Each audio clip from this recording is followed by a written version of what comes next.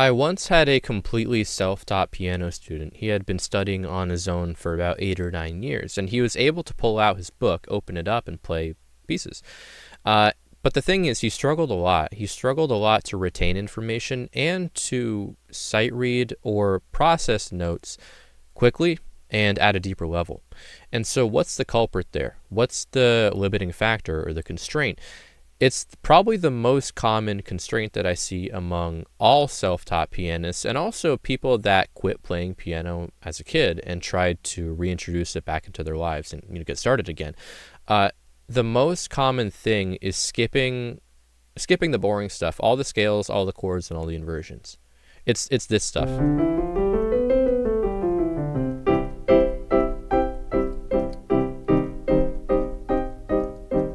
So I'm sure, like in the movies or maybe in real life, you've like passed a practice room and you heard the piano teacher making their students do all those things.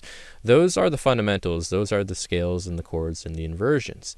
The reason they do that is because they actually apply to they apply to music. And so let's do like direct application right now. If I were to play a piece in the key of C major,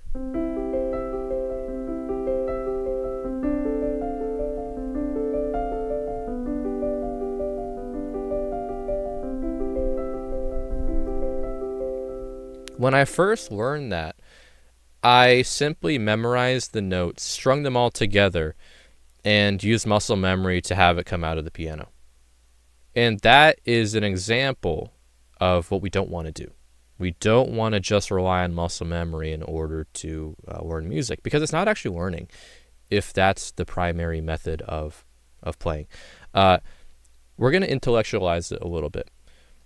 So this is a C major triad played in a different position. A C major triad looks like this: C, E, and G, and it's based off of the C major scale.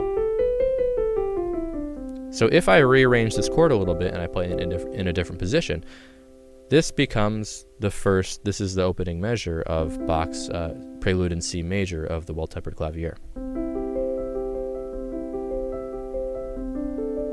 So now, same idea here. We have a different combination of notes. Is there a way that we can make some sense out of this as opposed to just memorizing C, D, A, D, F? 100%. Yes, there is. It's a D minor 7.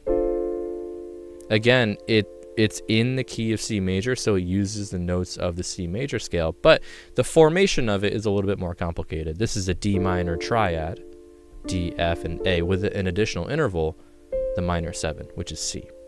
Okay, so similar to the C major triad, I can rearrange this and play it in a different position, and here it is. All right, let's go to the final chord here, final new chord, G7. Let's reduce it down to its most basic structure. It is a G dominant 7. I apologize if I said major 7 there. I meant to say dominant 7. So this is a G dominant 7.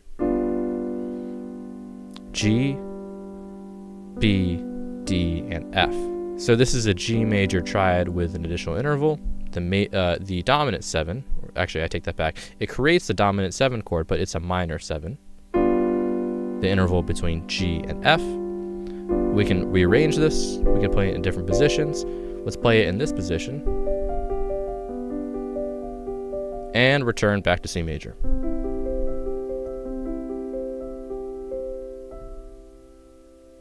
So right here, we can take these structures, these scales and the chords and the inversions, and apply it directly to the learning.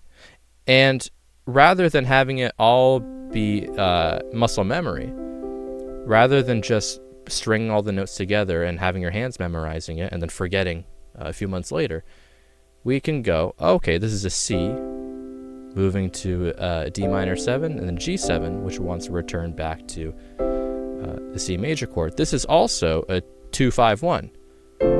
The 2 chord, it's the second chord of the C major scale. The 5 chord, the 5th chord of the C major scale, returning to the 1. So there is actually a purpose to all the boring stuff. If you apply it, and you reduce all of these notes and start to apply a different lens on them, and you start to apply the lens of scales and chords and how those chords can be played in different positions and how those chords relate to each other, it makes the music a lot more simple. And so embarking upon this intellectual journey and applying all these new rules and making it seemingly more complicated will actually free you up a lot in the end.